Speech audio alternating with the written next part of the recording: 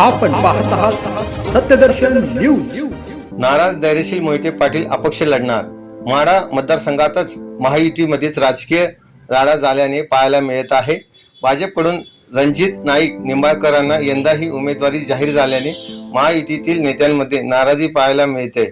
Ticket न मिळाल्याने मोहिते पाटील, खासदार निंबाळकर यांनी विरोधकांची मोठ बांधली आहे, तर दुसरीकडे धैर्यशील माने यांच्या शरद पवार गटातील प्रवेशाच्या चर्चांनीही जोर धरलाय। महायुतीत माढ्यातील तिढा काही सुटेना असं चित्र आहे।